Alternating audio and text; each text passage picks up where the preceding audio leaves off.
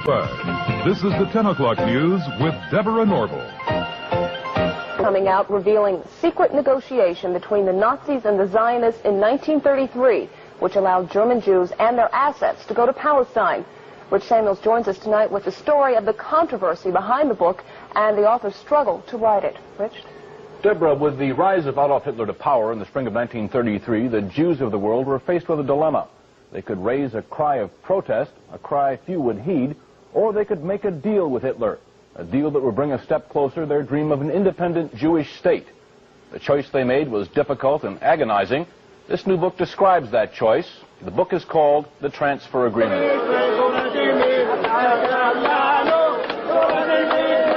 This is Israel a few days ago, the season of Passover.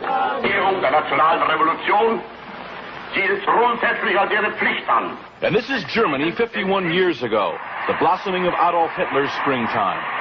A key factor in the vitality of today's Israel, the book's author argues, was an agreement reached in 1933 between a group of Zionists and the man who would later try to kill every living Jew.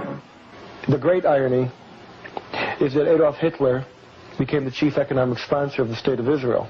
It will be an argument against, and a wrong argument against Zionists. Some who lived through those times fear the response to this book. The parents of the author feared its very writing. When your son came to you and said he was going to write this book, what were your feelings about his undertaking? I told him he's not my son anymore. Why did you say that? I told him I'm going to sit city. As though he were dead? That's right. I told him I don't like it. Because as being a Jew, I didn't want something to uncover on my own people. I was buried in a grave with 27 people. I was 7 times captured. Edwin Black's parents are Holocaust survivors. For what? My parents never talked much about the Holocaust. Edwin Black, to fill the void left by the silence of his parents, has written this book, a dense, detailed chronicle of the early months of 1933. January 30th, 1933. Hitler becomes Germany's interim chancellor. The Third Reich has begun.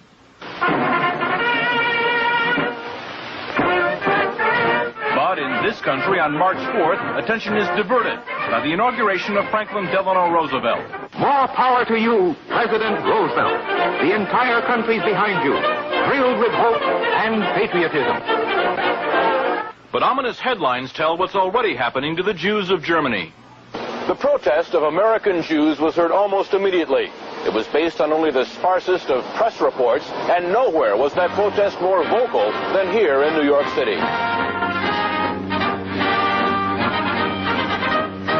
All creeds, local and national organizations, and labor parties are joining this gigantic demonstration passing through famous Washington Arch. Rabbi Stephen S. Wise, honorary president of the American Jewish Congress, leads the procession down Fifth Avenue on foot.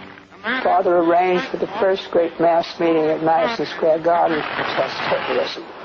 He felt that when freedom was threatened, silence condoned oppression always.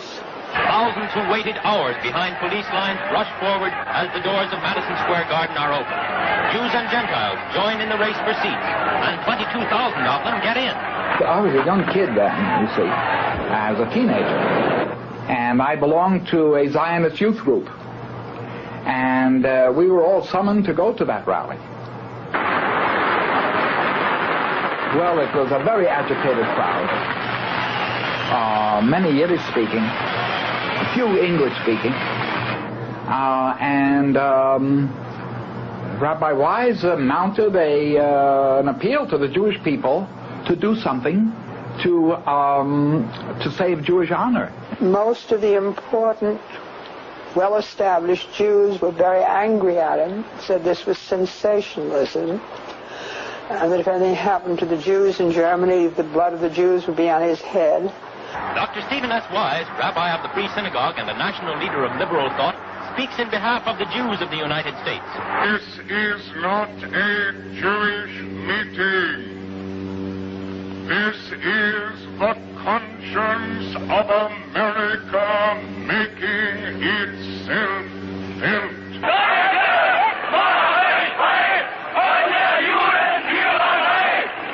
conscience of Nazi Germany made itself felt 5 days later. Across the Reich, Hitler's troops shut down Jewish-owned businesses for 24 hours. Within days, American Jews marched calling for the boycott of all German exports. Jews throughout Europe echoed that call. So did Jews everywhere. But a group of Zionists at the same time was quietly negotiating an agreement with the Nazis to allow the immigration of German Jews and the transfer of their assets to Palestine. That deal, reported in August 1933, was the transfer agreement. Palestine, sparsely settled by Jews at the time, was radically changed as a result.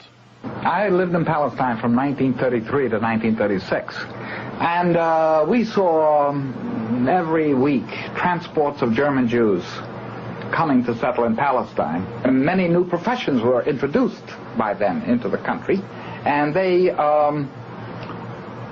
played a leading role in making Palestine then a more advanced and progressive country. Israel is really what it is because of the foundation laid by the Eastern European group, and then the lift toward an educated and well-organized government that came with the immigration of the German Jewish group.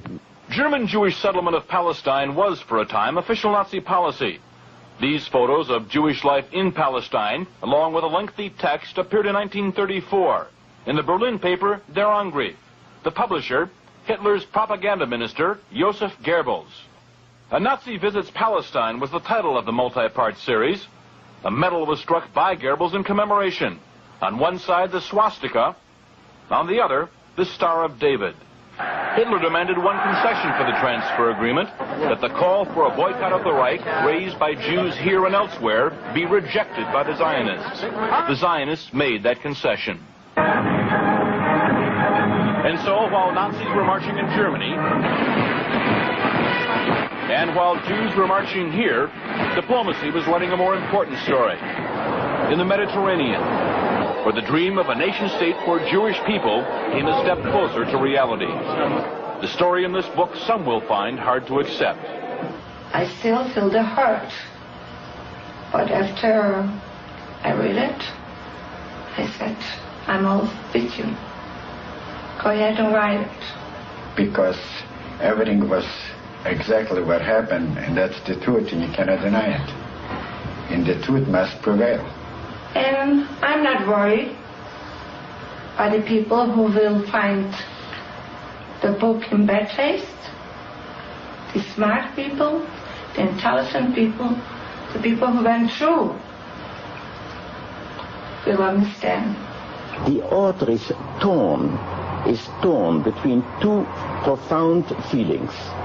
That he has to be for a Jewish state, and that the silence which his parents have kept, well, he has to retaliate against that silence, and he takes it out on others.